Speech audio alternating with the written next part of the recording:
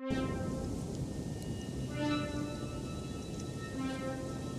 know, we still need the stories, whether we read modern novels or not. It's like, we need that connection, whether it's with our elders or with our kids. We pass these stories on as something precious.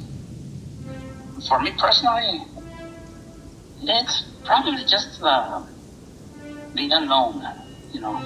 I've always been drawn more to the unknown and whatever the beyond of normal life. So I would actually go out and look for these. We would go to haunted houses. We would go to haunted areas of the cities, see what was going on. Yeah. Now, whatever that comes from, I don't know, but it kept life interesting. It was almost like an escape. Definitely an escape. Family life was not a happy life, so that was an escape. Oh, definitely.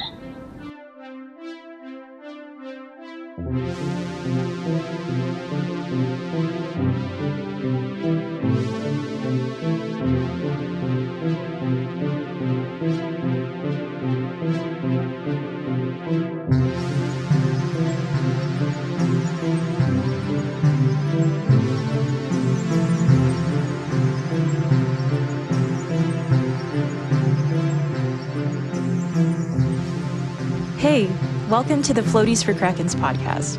I am your host, Camille Maria Costa, and it is a brilliant day to be monstrous.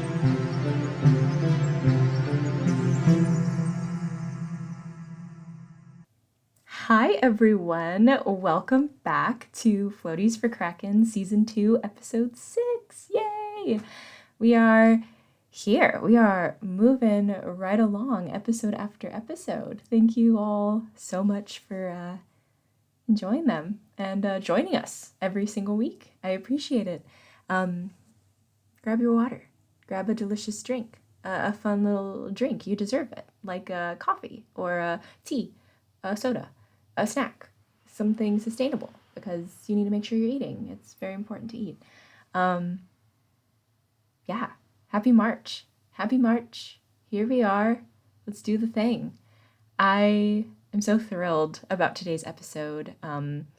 It pulls on my heartstrings. There are a lot of topics of discussion that really resonate with me, both as a Chicana and as a lover of performativity and performance and storytelling. Not to mention, this human being is like one of the nicest people I've ever had the pleasure of meeting, and is doing astronomical things, not only in the world of folklore, but in the world of performance studies and mental health resources and veterans affairs. So I can't wait for you all to listen to this episode. But let me introduce to you, ladies, and Cuddlefish, Mr. Daniel Reyes. So Daniel Reyes, in his own words, is a native Texan. He juggles multiple roles as a folklorist, multidisciplinary artist, writer, and dedicated veteran outreach coordinator based in Durham, North Carolina. In his journey as an emerging performance artist, Daniel uniquely shapes his work through the lens of autoethnography, immersing himself in the exploration and interview of material culture, archives, and personal artifacts. Oh my goodness. I can't believe I've only recently met Daniel, actually at the American Folklore Society conference in, when was it? October, November? Daniel actually had attended a panel that I was involved in talking about floaties, and I was just so thankful. He made some amazing commentary, and I just knew, I was like, this gentleman definitely has to be a part of the show. And again, not only is his care and his heart for storytelling and for people that have been in so much pain, not only is that evident throughout this episode, but I think it's going to influence you to listen to yourself and your body. Listen to what you've been through and know that you are still you at the core of you, and you have people that love you and people that will help guide you and people that will inspire you and guide you to a safer place. So, Daniel, thank you so much for all you do. I'm going to link all of his amazing stuff, all of his work, short film, blog, work with a performance in theater, all of that stuff down below. So please give him a shout out. Go check him out. But yeah, thank you, Daniel, for everything. And ladies and cuttlefish, let me introduce to you Cumbias for Diablos. Well, hi, Danielle. Hi, Camille. How are you? I'm doing well. Yeah, Sunday morning. Just here with the family, hanging out. Um, our daughter's 6, so she's already wanting to do something. So I ask if she can just hang in there until I'm finished. I'll, take her out somewhere to, enjoy the day. Oh, I'm so Yeah. sorry. That's never fun. And this is just that time of the year where everybody's getting sick and it's going around and it's never fun. I'm so sorry. Yeah. And it gives me a chance to, be when you're a parent to, be silly and have fun and you probably looked at weird if you're doing it without without kids, but it's just nice to be able to play. Play is an important part of our lives, and it's just more accepted, I guess, when you're a parent. Oh my gosh. I love that though. You're right. I distinctly remember being a kid and I was selfishly very excited to be sick because you get more parent time. Mhm. And I know it's like frustrating because you may have to take off work or you need to stop plans, but it's Right. kind of nice to see the world stop together for a bit. So I think that's great. Mhm. Yeah, yeah. So Danielle, for people that may not know, can you please tell us a little bit about yourself and what you do and what your interests are? Sure. Yeah. And first, thank you, Camilla, for inviting me on your podcast. I'm really excited to be here, and I appreciate your inviting me and your interest. And yeah, so I'm from like you. I'm from Texas, Woo! just from the opposite end, or the East Coast versus um, East Texas versus West Texas. I Yeah, know you're from yeah, El Paso. Um, yeah, so I was born in Houston. We didn't live there long. My parents, or my mom's family. So my mom grew up picking cotton. So she grew up in South Texas and that area, yeah, moving around. So instead of going to school, she was, picking cotton. And so we were in Texas, and when she got married, and they found themselves, I guess, picking something around Houston, because that's how we ended up yeah, in Houston. So I was born in Houston, and then we went back to Corpus Christi off the Gulf Coast. yeah, Spent a little time there. We moved to Portland, Oregon for about a year or two. I can't remember the length. yeah, Um, yeah, that was interesting because there was, yeah, we had some family that was living in Portland, and so we went for about a year or two, and I remember it being very cold and rainy. Um, yeah. and then we came back, lived with my grandparents for a short bit, and my mom remarried shortly after that. I think I was 6. We moved to Oyster Creek, where we ended up it being our home and growing up. So Oyster Creek is like an hour south of Houston, off the Gulf Gotcha. Coast. Yeah, so a lot of my life was shaped by just growing up in a very small Texas town, chemical refineries, and because we were at further, not as south as in South Texas, there wasn't a lot of Spanish speaking communities. There Mm, were a lot of people, but because of the early '80s, late '70s, early '80s, um, it was at least my community was mostly white folks, and the friends that I grew up with that were Mexican Americans didn't really speak a lot of Spanish in that area. yeah, Really wasn't accepted. So yeah, our parents spoke to us in Spanish. We spoke to them in English. So yeah, working class community, small Texas town. Um, endured a lot of you know bullying and racism. yeah, But there was a lot of great times too with friends. I mean, we grew up at a time where a lot of kids were in our neighborhood playing at the park, going to each other's house. You could see people walking up and down the streets. So that was really important for us to be able to stay engaged and play.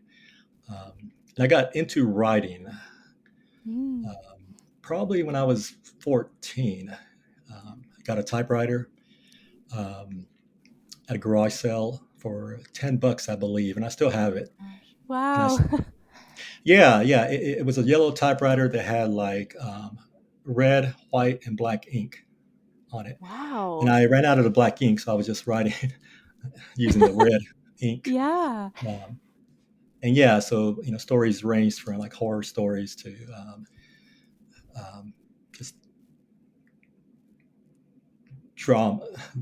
dramatic stories, just a mix of stories, and that's really what got me interested in writing, and eventually theater. And just fast forwarding, I went to the military, Air Force. I was stationed in Little Rock Air Force Base. Continued doing theater, acting, writing. Left and moved to Austin, Texas, where I went to the University of Texas and majored in Asian studies. So there was still like this interest of writing and film, and just wanted to learn about other cultures. And just again, fast forward, now my wife and I are living in North Carolina with our daughter. I recently, or a couple of years ago, finished a master's in folklore at the University of North Carolina. And I think that sort of brought a lot of my interests, experiences, stories under, and into a field or discipline that I was able to appreciate more and to understand,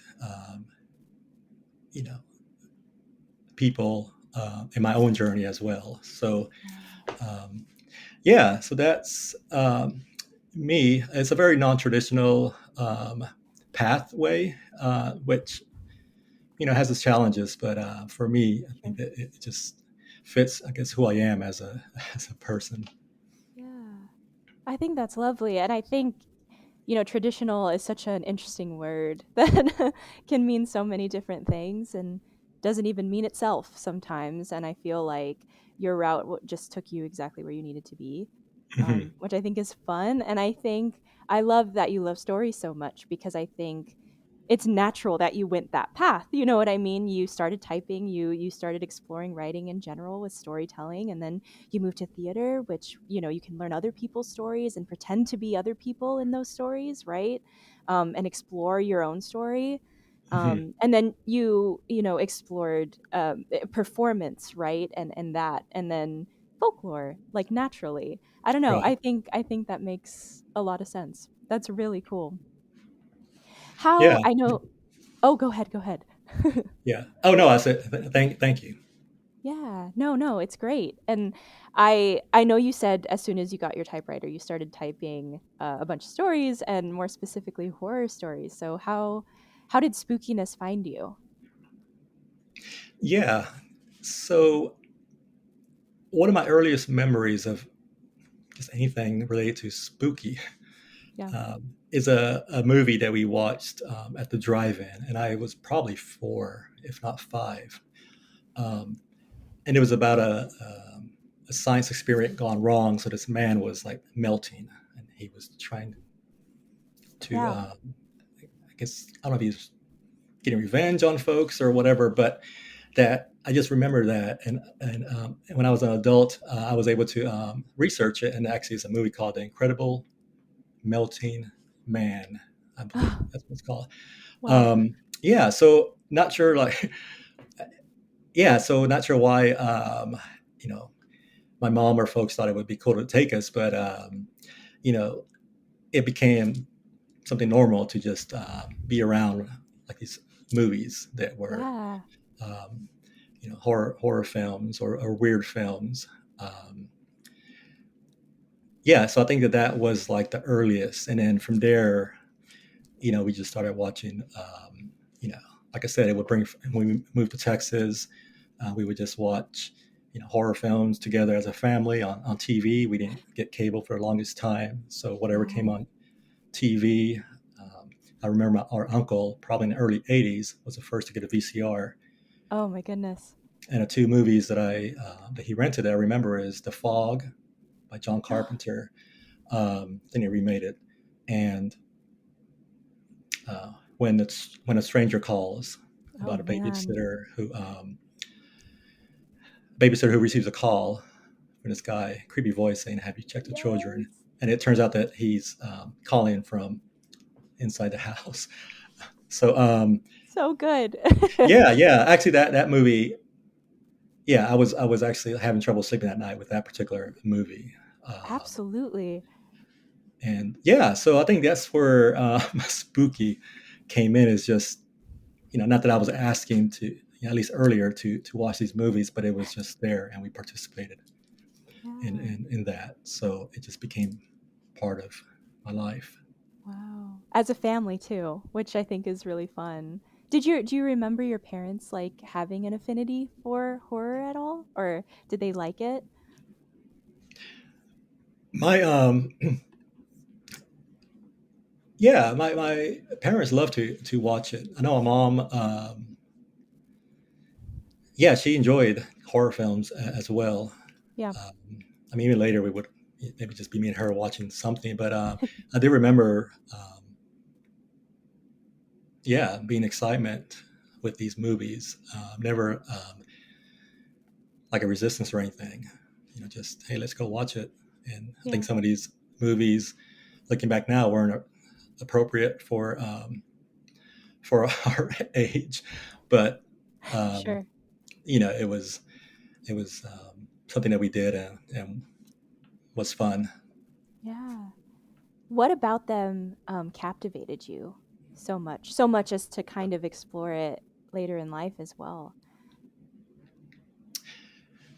Yeah, I think it's the feeling of fear, especially in watching this horror movie. There's just something about that physical sensation of the body. There's the mind of uncertainty. What's going to happen. Um, and I feel, at least for me, that there was something that I really enjoyed, or felt about, or the feelings I had about those, like, intense emotions that would come up during a movie, was something I think I like to feel. Um, I don't think I thought about it a lot. I just, oh, I want to watch a horror movie, and what is, and as I got older, like, even more scarier Yeah. films, because, yeah, I guess you want to, like, okay, I've already watched the PG horror movies. Now I want to watch, PG-13 or rated R, and just, so yeah, I think it's just that feeling of fear in a body, and not knowing what's going to happen. And I think when you watch as a group first, there's that collective feeling, and people, like, talking back to the movie or Yeah. something. So that's like always a fun thing, because you feel like you're part of this when you're with a group. And then when you're not, it's just, yeah, it's more of exploring those feelings that come up. That's such a great point. And you're absolutely right. Like, because, like, of course, I think we relate in that, yeah, we do get scared. Absolutely. Like, that is very scary. A lot of these films are very scary, but there's something so beautiful about feeling a visceral response to Hmm. fear that, especially when you're, like you mentioned, like, your brain sometimes can feel a little uncertain and a little, it could be dark up there, it could be a lot going on in your brain, and sometimes it's nice to be scared or fear something or be anxious about something or stress about something on the TV, or on your computer, on your phone, like, whatever, however you're watching or whatever medium you're using. Like, it's Hmm. nice to be scared and escape um in that way. It's the best feeling. The best feeling. I totally agree. And again, like, when when you mentioned that communal space and that sharing of fear, and it's great. It's a weird feeling, but like you feel like either in either scenario you're not alone. Right. And I think that's so cool. In such a weird way. A lot of people may not think about it that way, but it's a freeing experience for sure. Yeah. And it's I won't say it's like a safe environment to to feel to have those feelings, but it's safe in the sense that you're protected either with your family or in a space that's your home.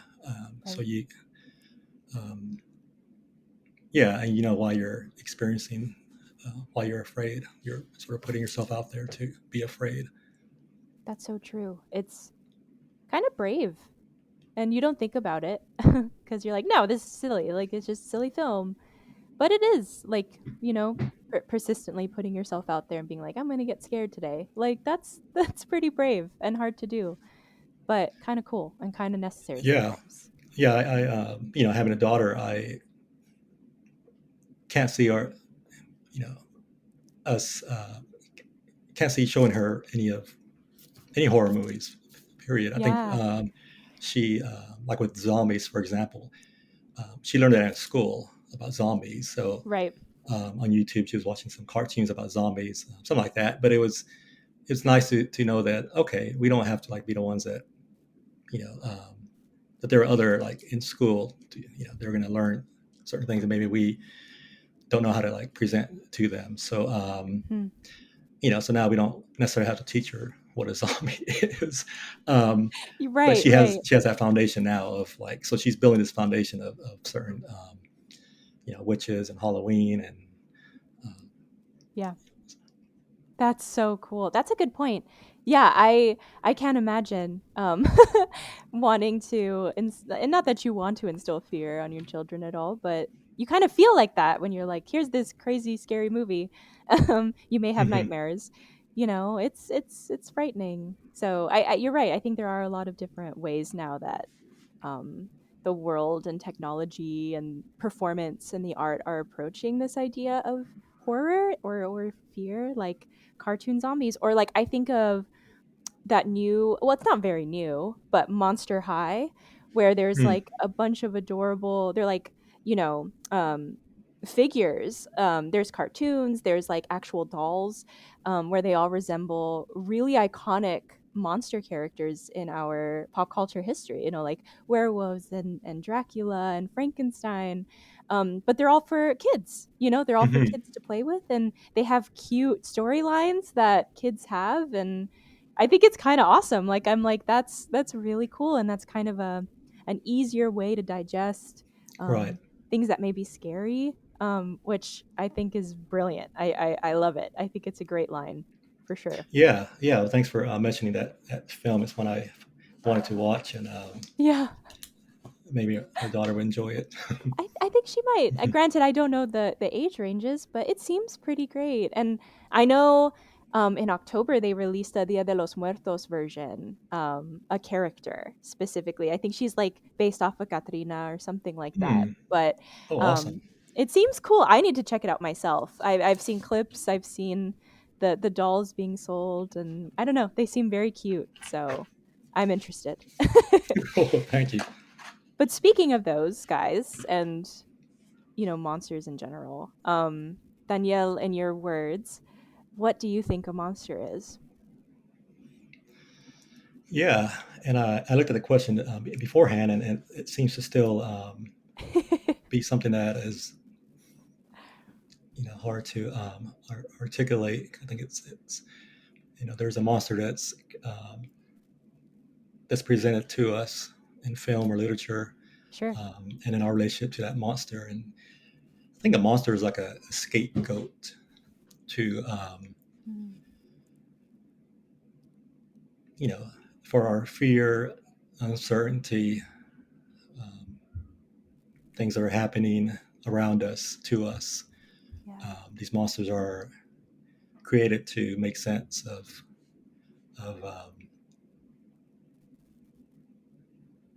that suffering around us, and to make more sense, and if there's a physical being that we can shift blame or understanding that this is the reason, then it makes it I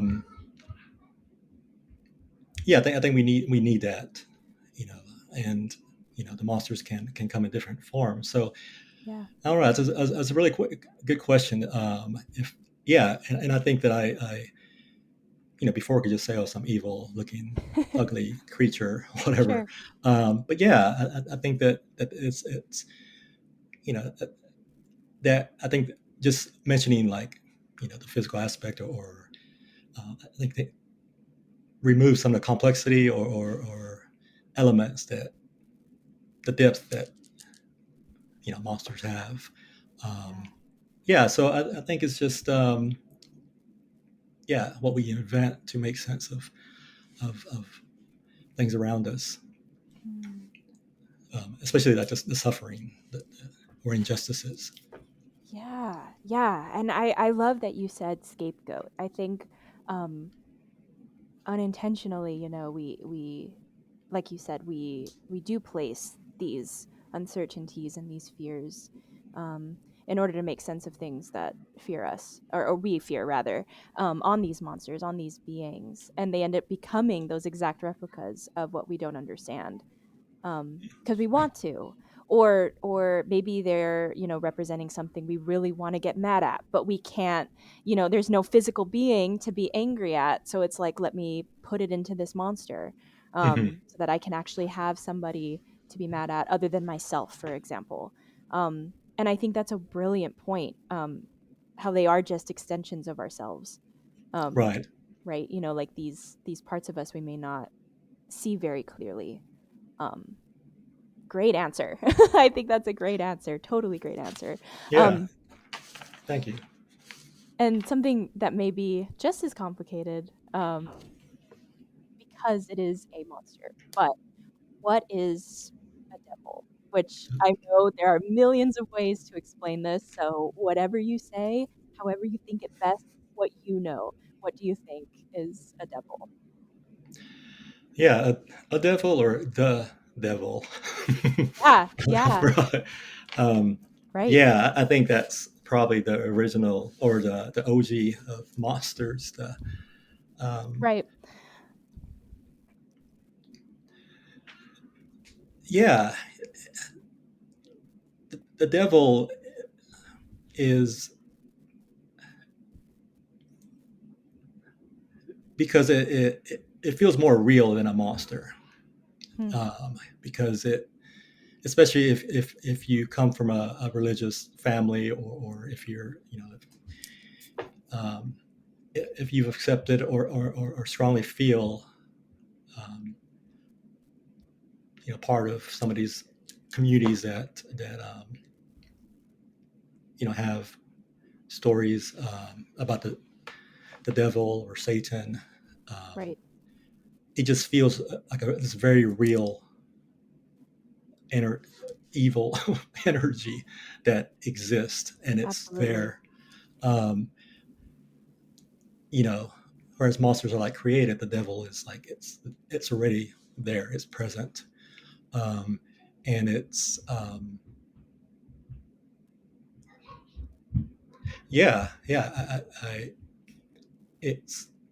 watching all the time. It's maybe Hmm. tempting you, um, Hmm. and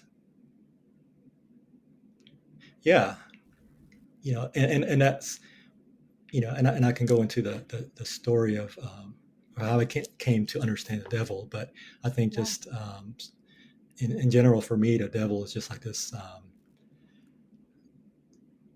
And of course, I guess we created the devil, but it just seems Sure. to have this real raw energy um, that is just constantly present, or can be present, I guess, if how much your attention you're giving to it, or something. Hmm. Does that help? Oh, 100%. Yeah. I think you're right. First of all, definitely an OG devil.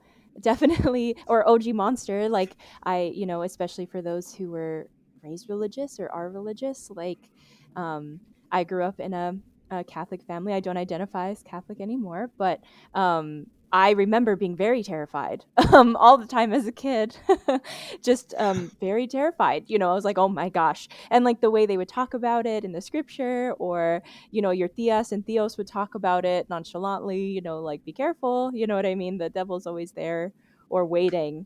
Um, it just really, really infiltrated like your mind in your subconscious of like, oh, I can't do anything bad. Like I really can't do anything bad at all. Um, so it's interesting, and I never thought about that. But like, yeah, it was kind of an OG monster for a lot of people. And both saw it as a being, but I think as you grow up, you see a lot of people described as a devil, or like the worst type of people, terrible people, and that's what they use as a descriptor. And so growing up, you see the devil in a lot of different ways, Hmm. which is even more frightening, I think. Right. You know, but I know you mentioned, there was a way or a story that you first heard about the devil for the first time, and I'd love for you to talk about it. Yeah. So, like I said, I'm from Texas, and like a lot of um, kids or Mexican American families that live there Yeah. um, grow up with these stories. I know that your work is with La Llorona, Yeah. and the Weeping Woman, and my mom would tell us that story as well. But another story she would tell us, usually after La Llorona, when we were already feeling a little scared, Yeah, it would be right. us. Yeah. So the other story she would tell us um, was, I guess now it's called Dancing with the Devil, but Yeah, there was no title when she shared it with us. sure. It was about this girl that wanted to go to a dance at night, and her family forbid her to go. And this was out in like the rancho in the rural area Right. of Texas. Um, so there's that visual element of being dark and trees. Um, and so anyway, later at night when her parents were in bed, she snuck out the house. She was dressed in a nice dress to go dancing, and so she went to the dance hall and immediately saw this guy who he had a suit on and very handsome, and so she started Yeah. dancing with him, and they were dancing and having a great time, and then they walked outside, um, and she all of a sudden started smelling something. It Right. was really bad, and then she looked down and she saw that he had a chicken's foot and a goat hoof. So yeah, and then she screams, and people rush outside and they see her on a floor dead, on the ground dead, and he's gone. And that's the story that I was told by our mom. Um, I did call her yesterday to try to record her telling a story, and her memory is not as good as before, but she, Mm. um, did tell about the girl sneaking out and dancing with the devil and stuff, but she couldn't remember it too well. But that's what I remember the story. Yeah. I remember it's so funny because I remembered exactly the same way. And, I wonder too if like regionality has anything to do with it, because it's such a Chicano story too, like with the Hmm. rancho and then the dance hall. And also this idea of like, at least, I remember this very vividly, like being Chicana, like we were not allowed out of the house, like females, Latinas, like, like not, especially not with boys, like you're not supposed to dance with boys at all. Um, and I remember so vividly being so scared of like, of course, like the men in the world that could be the devil in disguise, but like breaking the rules and like sneaking out of the house, you know what I mean, or doing anything against your Right. parents. Like there are so many little fears in that story. And So I think you said it you heard it as perfectly. well growing up? I sure did. I sure did. And it's so I and you explained it so iconically, like that that way. And maybe it's cuz you love film and you're great at film, Danielle, but that idea of like the look away, looking at the devil, you look down, you see the chicken foot, the hoof, you smell it. Like it's a Mhm. visceral experience. You know what I mean? And it triggers so many things in my little kid brain of hearing that story for the first time. Um Yeah, yeah, and we lived. So Oyster Creek, as I mentioned, is it's like a small rural town, and it's connected to other cities that are growing. But yeah, Oyster Creek itself was like the stepchild of the county, gotcha. and it yeah. So we had an old house. I was always embarrassed of the house we lived in because it was just you're a kid and then you're very self conscious what others have. Of course. And yeah, but it was an old house, and it just felt like it was out in a rancho. So this story, um, seemed like even made it more like, oh, that could happen here, or the devil could be like around here. So it just had, it felt like we were in a place where the story could really happen. And Yeah. my mom, like I said, she picked cotton growing up, and she's from South Texas, Brownsville, and so she grew up with some of these stories as well. So that's very fortunate that it's probably stories sound a lot alike because of that region of where they're from, and yeah, and also what you had mentioned about being a girl and listening to these stories. Um, so I just had brothers, three other brothers, Yeah. and um, we had no sisters. So my mom was having to raise four boys. Right. So I didn't think about this until now you brought this up, but it's just interesting how she's sharing these stories that Mm. I'm not sure like if a lot of like guys are listening to these stories growing up or not, but it's just interesting how she was sharing those stories with us as well. Yeah. Yeah. It's iconic. It's great. Like I think, nobody of course nobody wants to see the devil. I think nobody wants to raise one either. And so I think it's pretty cool that your mom would Hmm. explain these stories, because of course there's just the fright value of it, getting spooked, but um there's so much meaning in that story, which I'm excited to break down with you right now. But I guess, like, on face value, first of all, can we like kind of break down what this character looks like? Like, oh, and for those of you that may not know, El Diablo is kind of how I grew up hearing it, and I think Danielle heard it that way too, and that just means the devil in Spanish. So we may refer to it back and forth to both. Um, but in your story and in the way you heard it, what is the significance of El Diablo having the chicken foot, the the hoof, right, and that smell, that putrid smell that kind of follows him wherever he goes? Yeah, good question. Yeah, I don't remember asking. I think we just laughed when we heard that there was a chicken foot and a goat hoof, and even in that game, Loteria, Yeah, the yeah. bingo, um, that character, Hmm. also had the El Diablo, which is on that game. Um, red horns, long tail, but it does have a chicken foot and a goat hoof. Um, Right.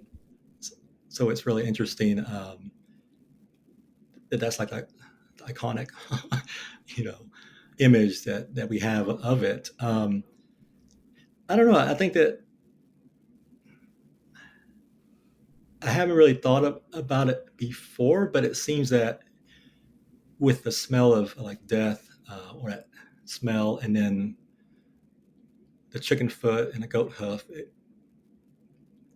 just seems like it's like connecting you to like the ground, the earth. Yeah. That's really something to explore. Yeah, you're asking something that I haven't really thought about before, but it's interesting how sometimes we just sort of accept these stories.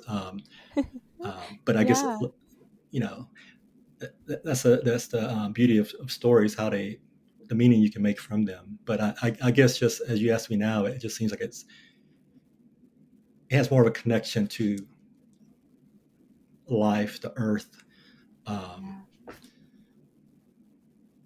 yeah, yeah, and I'm sure there's probably other reasons why they have these elements in them. right.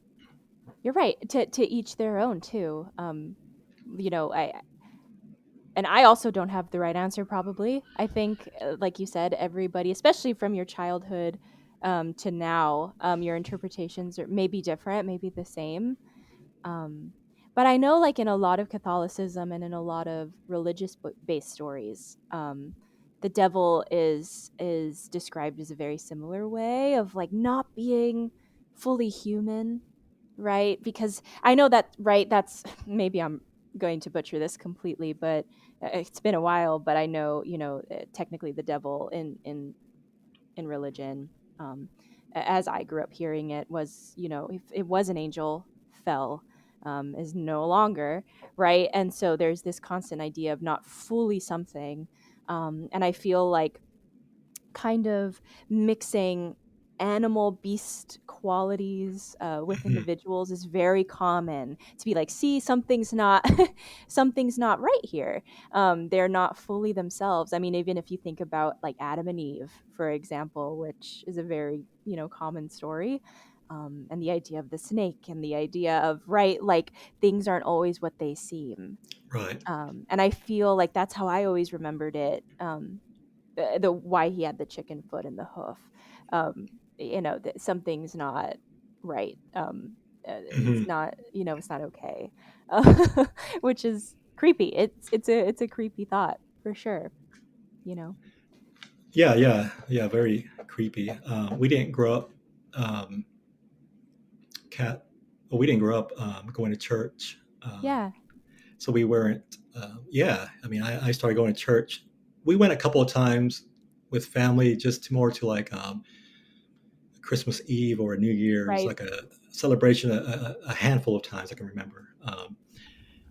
But the only time we and my mom, she would read the Bible every now and then, but I wouldn't consider her a religious person. Yeah. There was a Baptist church in Oyster Creek where I grew up that we started going to when we were a little older, just to socialize with the other kids. Sure. Um, yeah, yeah, and I think that was my experience with just the power of religion and how I think at that time it actually probably made the devil more real in some cases. Like I Yeah. guess with your experience, it's just um, the guilt that you carry a lot for what Yeah. you're doing.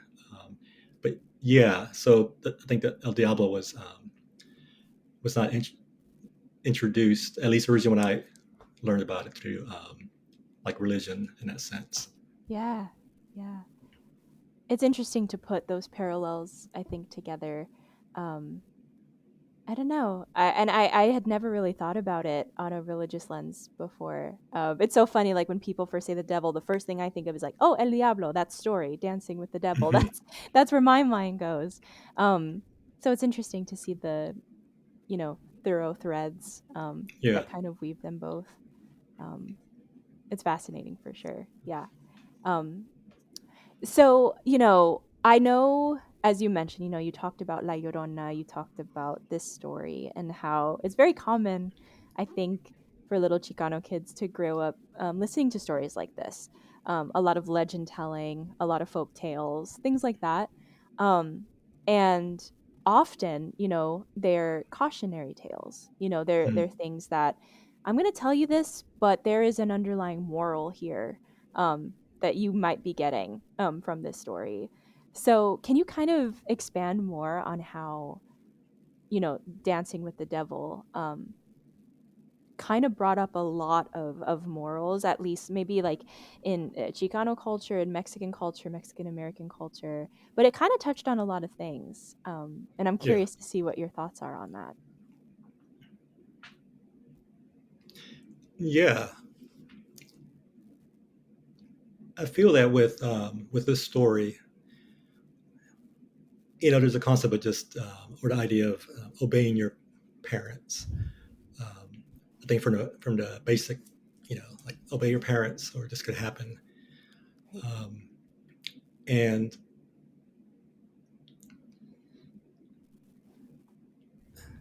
obeying, I guess, is being obedient, obedient member of society, Yeah, yeah, or there's these consequences. Excuse me. I think for me at the time as a child, it was more of, and I'm not even sure I would say listen to your parents. Maybe it's a story that you're not conscious that's happening. Like, oh, I better listen to my parents. It just somehow finds its way into your body and your brain, and it's getting you to be obedient. Mm. But I do feel that I was very self conscious of, this presence, like watching me, even before I started going to church, of like, and trying to, not give it a reason to like come and visit, I guess, because yeah, I do know that, like I said, I lived in an old house, and um, with the yard and everything, and I just felt that there was all this presence, like watching. So I just felt like I just needed to like be on my best behavior. Um, yeah, yeah, so I think that for us, and again, I'm not sure my mom's like reasoning for telling us. Besides, I know that a lot had to do with just she grew up with it and she wanted to pass it on. Um, yeah, you know, um, but yeah, I think that's for me. I think that's what I do remember is yeah. after that, it's just having like a more of a consciousness of something right out there watching. Um, At all times. yeah. Yeah, absolutely. It's interesting too. I think when you talk about the devil, you can interchange this idea of just you're conscious, right? Like who you're supposed to be, and being a good person, and try what does that even mean, and you're constantly thinking about that with something like the devil, because morality is always attached to the devil, no matter how you look at it. And like any version of any story, right, it's this idea of your moral codes, and what you believe is good and what you believe is bad. Mhm. And that can be frightening as a little kid, I think. As you mentioned, like, oh, I'm worried, like at any given moment, somebody's watching me, making sure that I don't mess things up, and that I'm good, and I'm a good person, and I'm not hurting anybody, and that can be a lot of weight for sure on a little body, I feel like. Yeah, and what's interesting is with so we moved around a lot when I was young, and then Yeah, um, when I was 6, we moved to Oyster Creek, and my mom remarried. So we lost contact with our biological father. yeah, It's interesting how how you process some of these. Being a father now, I can't imagine. Even thinking of like, you know, how families, parents can leave their kids. Even to absolutely. have a thought like that is like I can't imagine it, and I know Yeah, that it's different for different parents and families, and sometimes you have to do things in the interest sure, of children. But like sure. in my case, like um, yeah, how you're trying to understand the world with what's going on around you. Not having that stability, that foundation, Mm. moving around. Um, new a new parent, new environment. Um, our stepdad was a Vietnam vet. He was Wow. a gunner pilot. So, I mean, a gunner, machine gunner. So he was the one with the guns Yeah. in a helicopter. And we didn't really understand that experience for him when we were young, but we definitely felt the impact and the energy. Mm. So again, I think that these stories, seem to give a way of trying to deal with that environment that you're growing up in. Yeah. You know, so, Yeah. Definitely. Oh, and it's interesting how monsters and stories, just like how you mentioned in your definition, reflect, those feelings. They become those scapegoats. They become those things mhm, that it's easy to get scared of or mad at, 'cause it's outside of yourself. It's something in a weird way you can almost control. Um, right. and I know you mentioned too, your stepdad is a veteran and you're a veteran, and I know you've done a lot of work in the world of veterans and explored that world. Would you mind talking about that too? Yeah. So I was in an Air Force for 6 years, and I didn't go abroad, so I wasn't in combat. And I still, had a challenging time in the military. I think a lot of times we hear about the combat vets for good reason, um, Hmm. but there are more, veterans or military that doesn't go to combat, but they still deal with a lot of, challenges Yeah.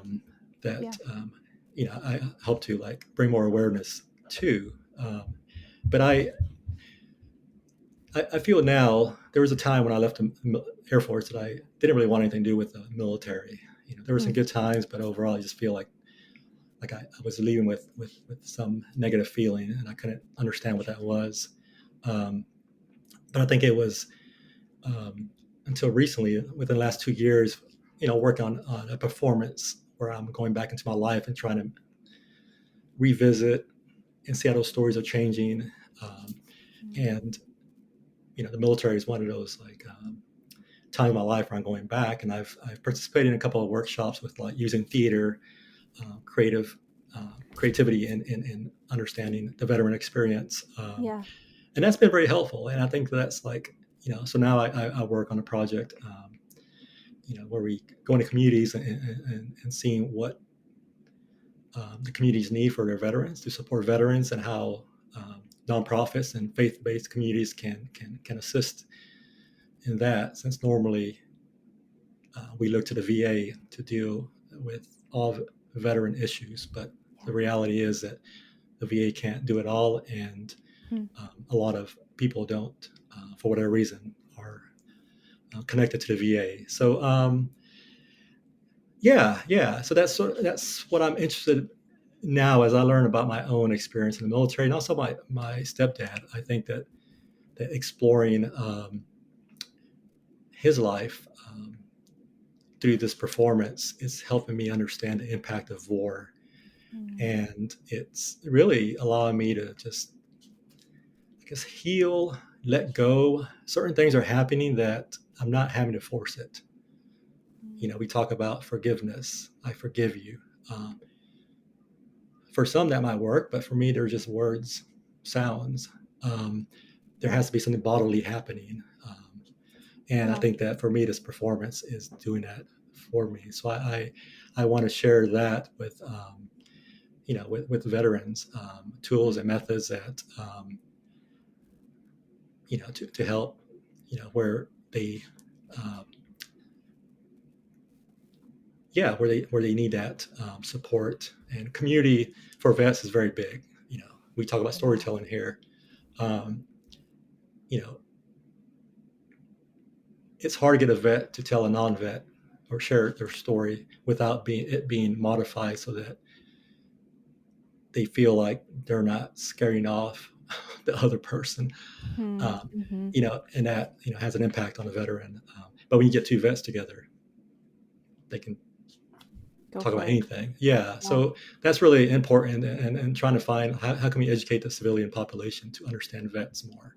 Hmm. um, so that's just an area I feel there's a lot of opportunity, um, for people to get involved with. So this is sort of my way of through performance and the work that I'm doing is to understand what is out there and what I can do to contribute Yeah. to that. But I think, yeah, going back to my dad, I feel that, yeah, I think I went into it with being pissed off, Yeah, um, sure, and sure. telling a story, and now like, oh wait, this is, um, and yeah, and I can share a very brief story if you want me to. Please, yeah. Okay, so in my performance, I tell a story, um, and it's a flashback from the present moment that I'm telling a story, and so in that flashback, I'm going back to my childhood backyard where we were raising chickens. We had chickens, Hmm. and my little brother Lewis, who was probably 3 at the time, he's like 8 years younger than me, so I was probably 11 or 12. Um, he was running and screaming because one of the roosters had jumped on him. So he's yelling and running around, and our so Joe, our stepdad, grabs a rake. He grabs a rake and he chases that rooster until he reaches the rooster, who runs into a fence, and our dad just kills it, butchers it with the rake. Um, you know, I'm watching that in my story. I'm saying I'm watching that, and so are the kids across the fence. There was a park behind, so there was kids around the fence that were watching as well. And in the performance, what I do, because it's actually a physical performance, so I'm like, Yeah. being very theatrical in how I'm telling the story, and I mention that at that time, Joe is no longer in Oyster Creek. Joe is in Vietnam, but no one around knows that, you know. And so that, for me, that was that's awakening for me to see, like, because I was improvising it at first when this idea came, and like, oh wait, now I see that the reason Joe killed the rooster wasn't because he was mean, just a mean father or a mean person. He was triggered by something that he went into that, something set him off to create this violent act, this brutal act. Um, so that for me was a turning point in understanding um, the impact of war on Joe, and also on myself. And so yeah. So this performance is creating, yeah, these different stories are happening, and I'm trying to like sort of make sense. But what gives this story more meaning is that it's coming from the body. It's an embodied, expressive performance. Um, whereas before I was trying to make sense mentally, and that was a challenge. You know, Yeah. and realizing that, the body has a lot to tell as well. Let's listen to what the body has to say. So yeah, so that's you know, and to make a connection to the devil is there's a chicken with a chicken foot. So I'm not sure there's connections there, but Yeah. we could probably find some connections. But I guess if anything, maybe our stepdad was dealing with his own devil or demons Yeah. that we witnessed.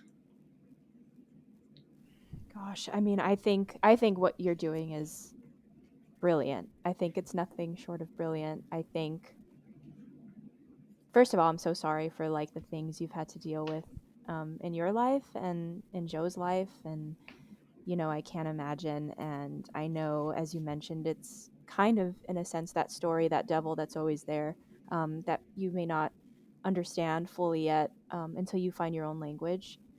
And I think it's brilliant that not only are you finding your own language to explore that and express that through performance, but you're helping so many other people in that community find words again, learn lines again.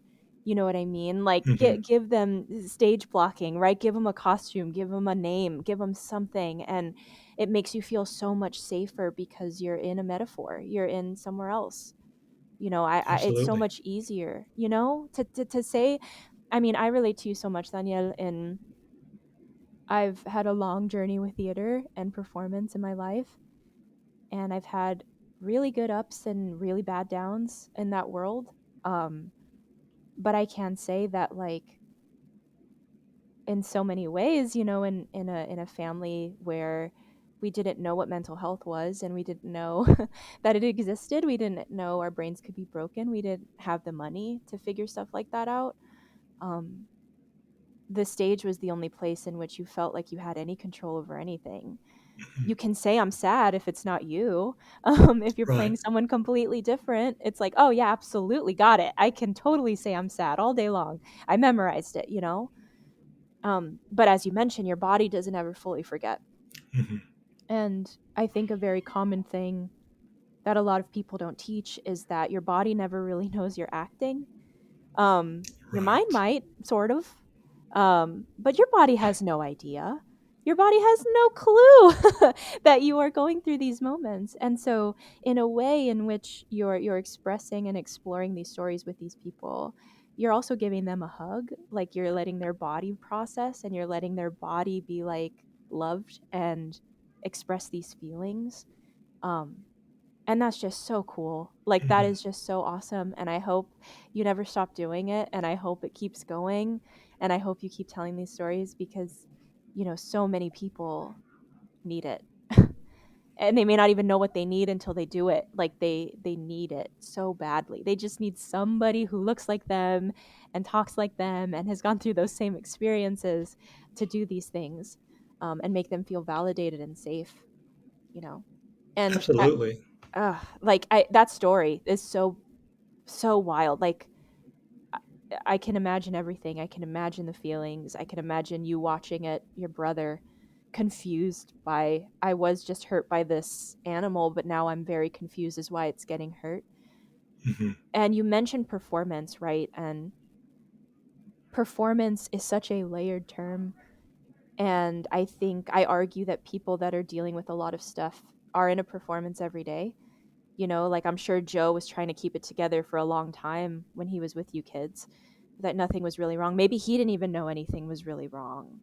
Um, but somebody in the show, and in this case, it was that animal, um, resembled something very, very wrong and very, very deeply personal, and attacked someone that he loved very much. Hmm. And he was lost. I mean, he was lost in that show, I think. It happens all of the time. And it's really, really hard to get back down to earth, and be in reality when you're dealing with so much in your mind. Um, and I think it's a Yeah. beautiful analogy. Beautiful. Thank you, Camille, for sharing that and sharing your experience with theater, and it's just very validating, because you know what the theater has done for you, and that's really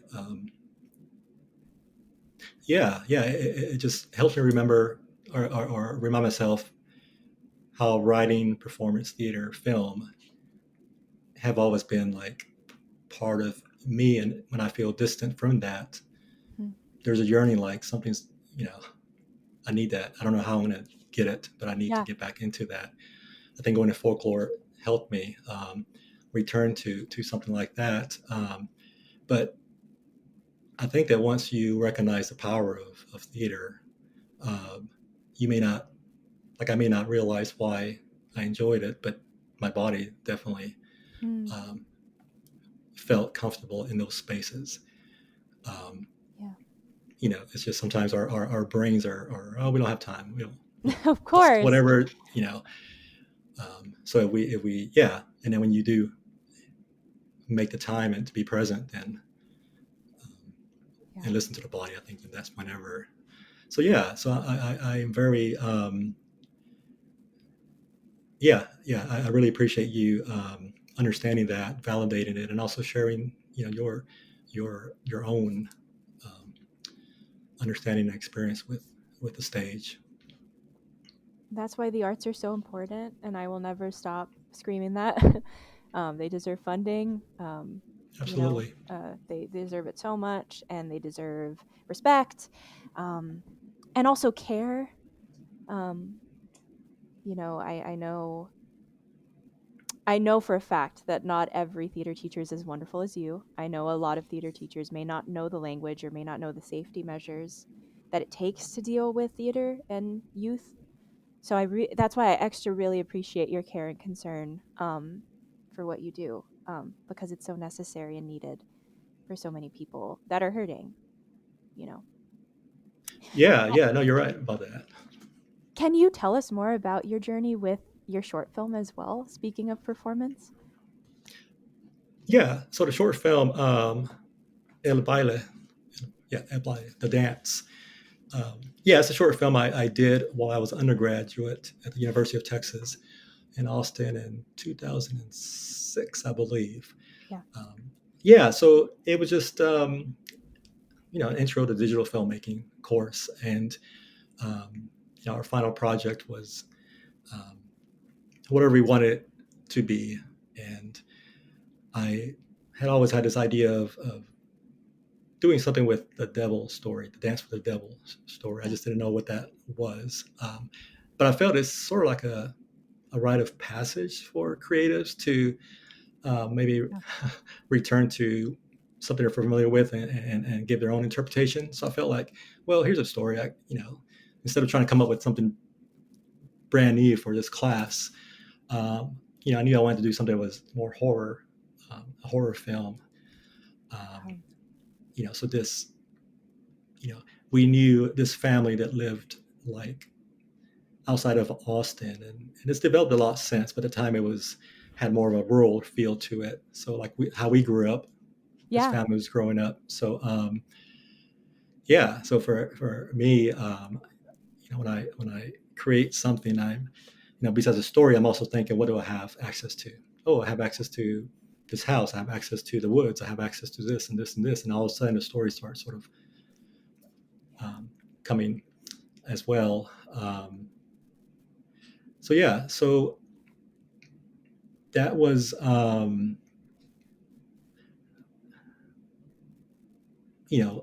what I did for like our final project, and I try to follow like the basic arc of the story. Don't go out. You can't go out, and the daughter doesn't listen and goes out and meets Of someone, course. yeah. So this story just has all those elements. It just modernizes it a little bit with Yeah. I think it was MySpace at the Yes, time. that's what I was gonna say. So yeah, so this Which I person love. is yeah. So this young girl is parents, her mom is out, and she's supposed to stay home and watch her sister, but she wants to go out, and she met someone on MySpace. So they're supposed to go out that night, and yeah, her sister doesn't want her to leave, but she still goes, and Yeah. yeah. Oh, Do you it's want to tell the so whole story, or just I did. yeah, Yeah, I loved it. I yeah, thought it was so good. I really, really did. And with your consent, I would love to attach the link sure. when we publish this because I think people would love it. I think they'd love to watch it. Yeah, and it was it's a student film, so like that time frame we had we just shot it in one night. Didn't have a lot of we were hoping to finish by midnight, but we didn't finish till 6 in the morning. So it's a student film that all these things come up, but it was a very fun time for all of us. And I was trying to for me the film is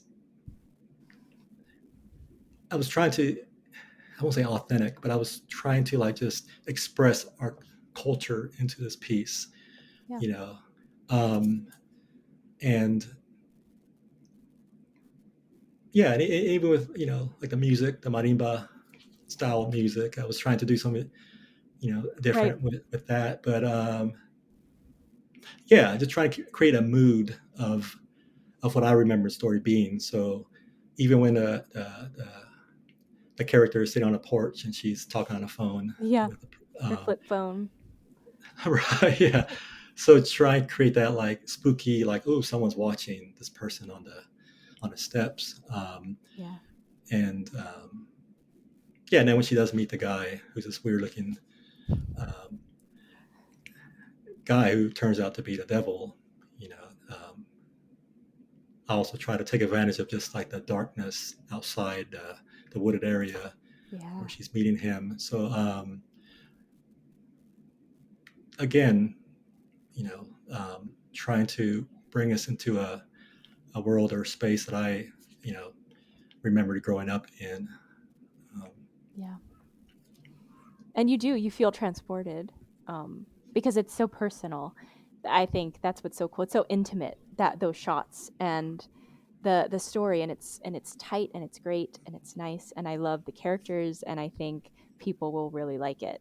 Um, and I hope people listening and watching the film, will realize that's basically how we heard it for the first time. That's what we pictured, so I think it's great. I think mhm. it's lovely. And Thank you. I know you do a lot of writing too, of course, and I know you've, explored the world of blogging too. And I know you've written a couple things, and one of those things too is exploring this idea of El Diablo and even La Llorona. So can you talk about that a little bit more too? Yeah, excuse me. Yeah, I created a blog a while back that I don't keep up with anymore. It started off Linguistic Pozole. I Yeah, was interested in linguistics, and also pozole is a personal. Um, so pozole is there's menudo and there's pozole. right. Pozole Yes. the Mexican soup with hominy, and it can be chicken, pork, or vegetables.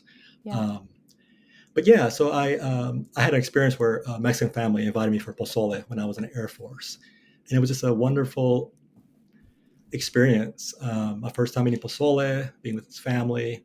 Um, they were immigrants. Yeah, I became close with them for a short period. So pozole was something I've always has been special to me. Yeah. Um, and so linguistic pozole was going to be a blog of just experimental writings to get myself Cool. writing more and to see where that goes. Yeah. And then it changed to pozole.inc because linguistic people, some people didn't really understand what that was for. So Sure.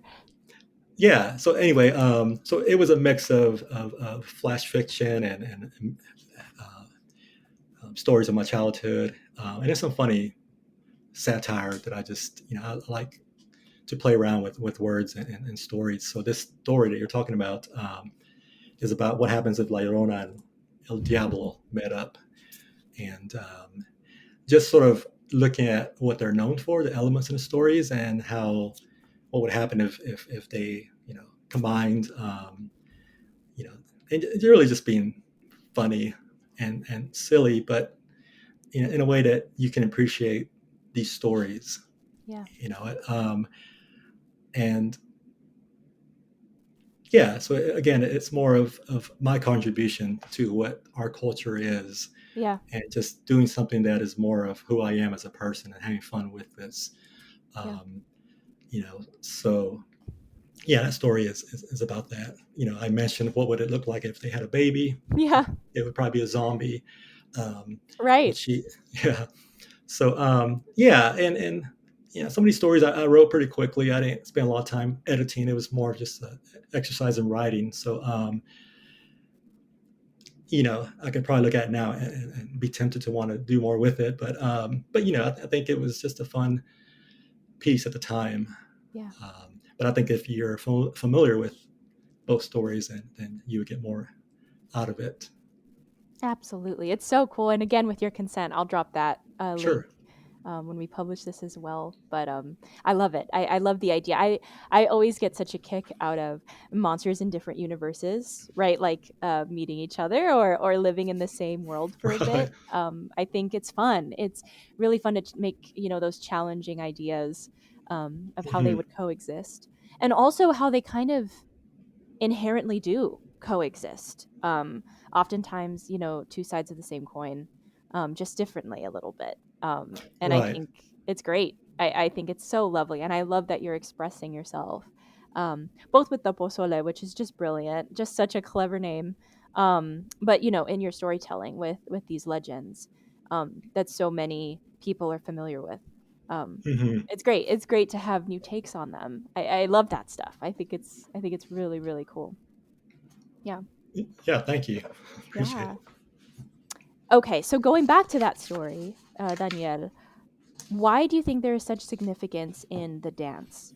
Right? Like this idea, this concept of dancing. Why is it so important that that part of it is in the legend, is in the story? Yeah. So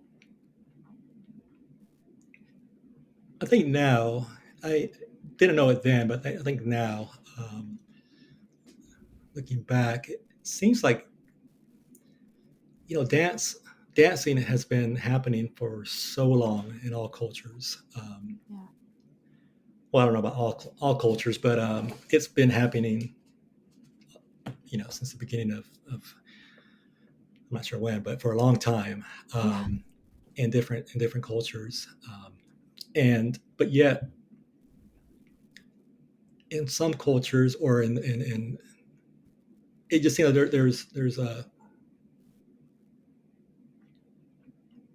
there's something wrong with dancing. You know, it seems like it's either sexual or just Mm, something like the devil. Like I can remember, I'm not sure who's saying it, but growing up at times, like connecting the devil and dancing. Like yeah. just like this. You're you're doing something you're not supposed to be doing, Yeah. Yeah. and you know, then there's, you know, you could the visual of just being at a dance hall, for example, with a scene of just a bunch of men looking around for a girl to dance with, but just that very patriarchal environment of um,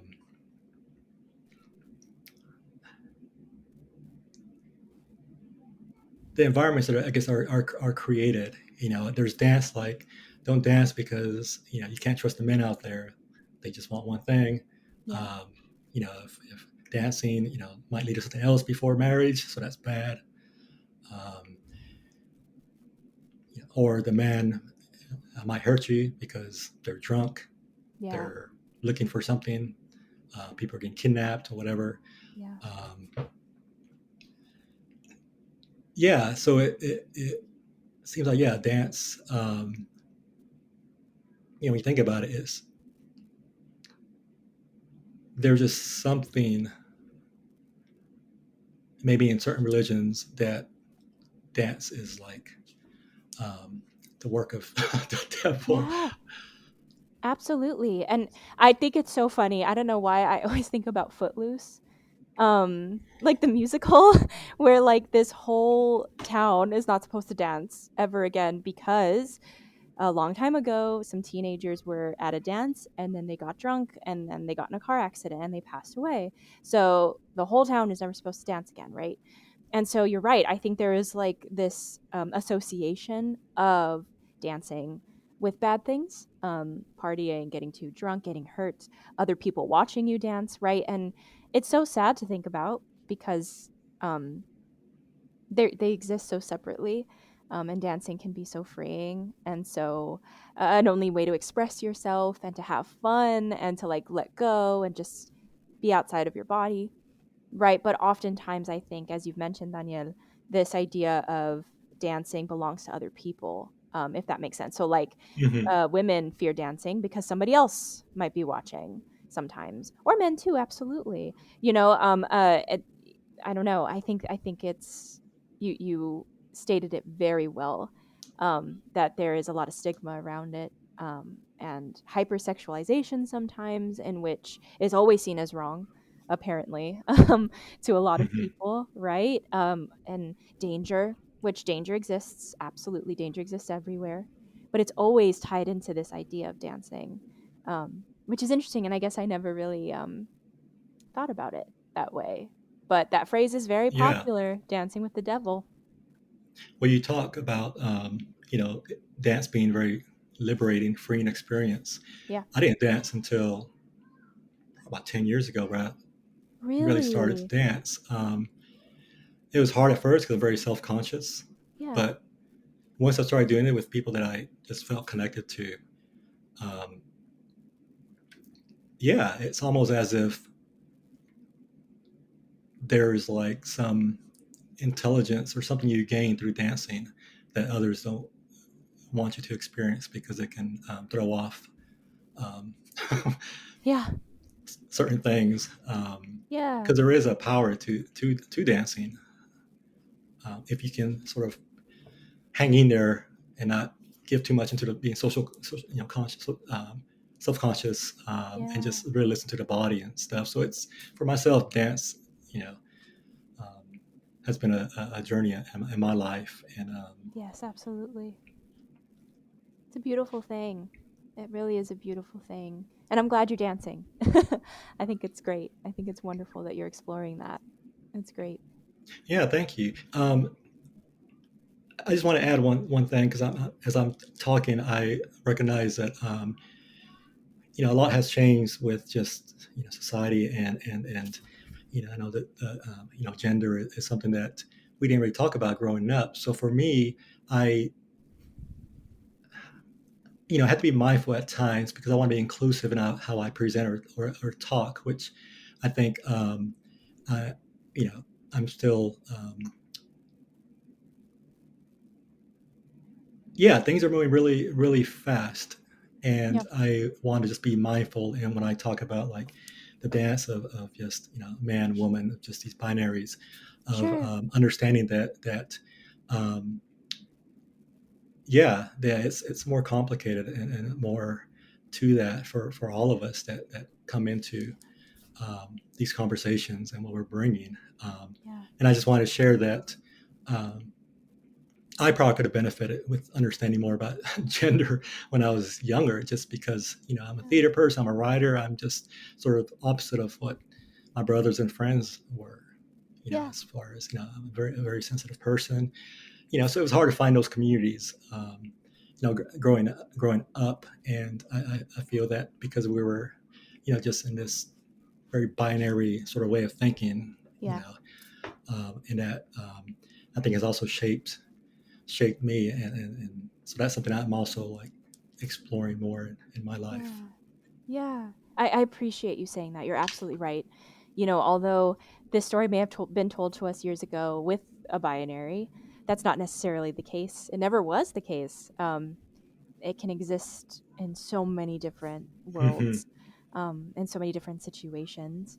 I Yeah, mean, right? Like you can even argue that for many people, um, El Diablo are the people that express hate, and that don't understand who you are, whether that be with like sexuality or gender expression or what you believe in, race, right? Like El Diablo can be so many different things for so many hmm, different people.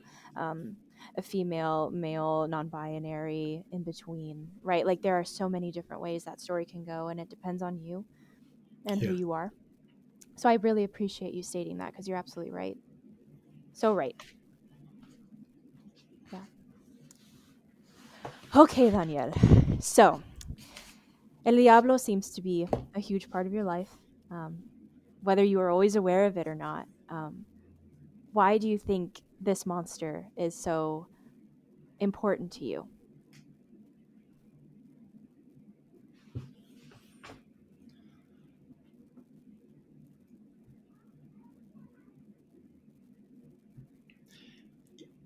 yeah. I feel like I talked about a presence of someone always watching you, and I do know that growing up and even now, not as much as before, but being very self-conscious um, of everything. What I dressed, what I wore. Um, you know, um, just to the point where at times it's just very hard to connect with people. Yeah, And I know that comes down from my family. sure. And how we deal with it. Yeah, And just always feeling like this presence, like judging me or maybe persuading me or tempting me, um, to distract me or to do something, just very heavy presence, and that I feel like with the devil is like that presence, and now sort of recognizing that, well, it was these experiences, the upbringing and all these other experiences that made it feel like that. Yeah. And maybe at the time I didn't have like the tools or understanding to not give in to that devil, that presence so much. So I think that now I'm using these experiences, like in my performance and my writing, to just I guess find ways to retell that story, to understand the purpose of because for me there was never an actual like presence in that sense. It felt like and when I was younger, probably like it felt so real. But I know now there was never that presence. And if you exist, devil, I'm sorry. We don't mean it. Yeah, so I guess that's an interesting question.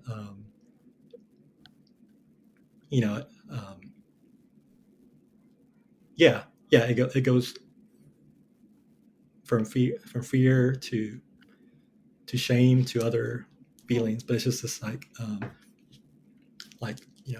pointing that finger at you. Beautifully said. And all that, keeping all of that in mind, do you think that El Diablo is a monster? Why or why not? Yeah.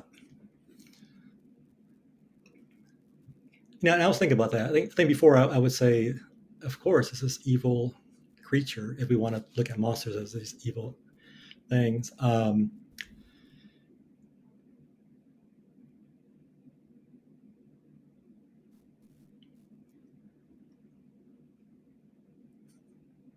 know it's not a trick question. It's not, definitely. There's no right. wrong answer. Yeah, there's no wrong answer. Yeah, I know that, but it's just a fun, interesting to entertain that thought, because you're really like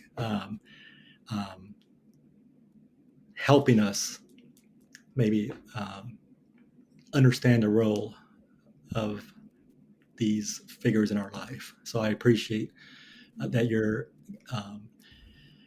getting us to think, because otherwise probably wouldn't do that. So is the devil a monster? Do I think the devil is a monster? And yeah, I would say it's a monster, because I started off saying it's like a scapegoat, and it does have a goat hoof. It all connects. Right. So yeah, I feel that it is a monster, because we created these stories of yeah of entities like monsters to serve a purpose, and I think the devil does serve that purpose in understanding our fears, our pains, our experiences. Yeah, it's a really good mirror sometimes. Mm-hmm. Yeah, well said. So I know, again, you've elaborated on this multiple times throughout our conversation today, but why do you think monsters are so important? Why are stories about them, or performances, or movies, or songs, or legends, or anything, like why do you think their story should be told?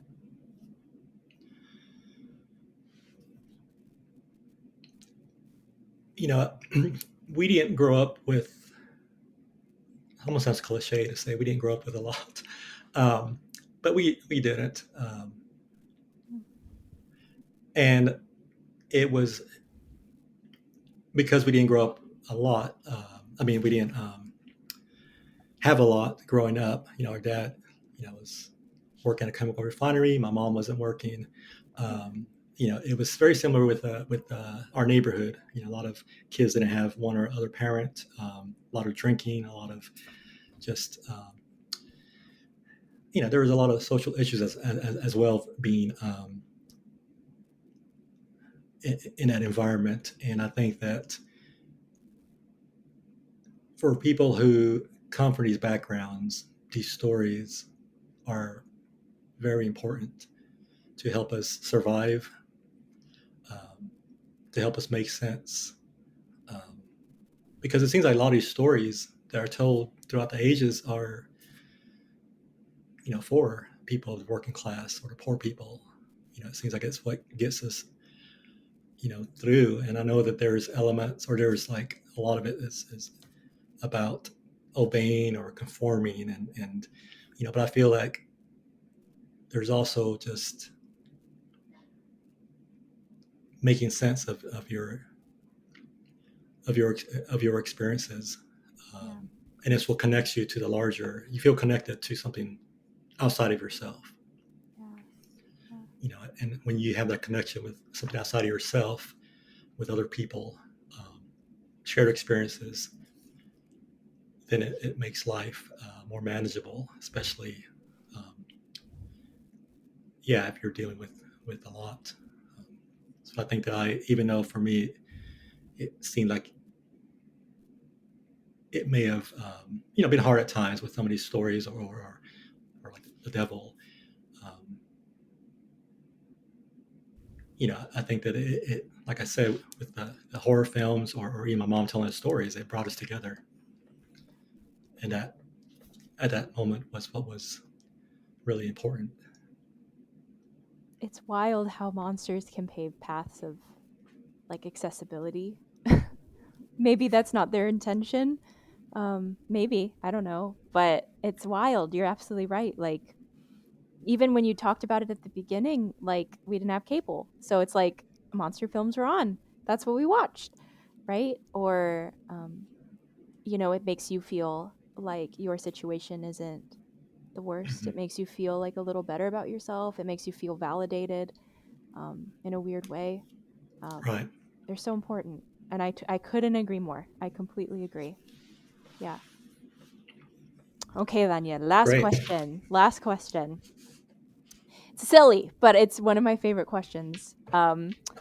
If you in North Carolina right now, you're at home relaxing, and someone knocks on the door and it happens to be El Diablo himself, what would you do? What would you say? How would you handle that situation?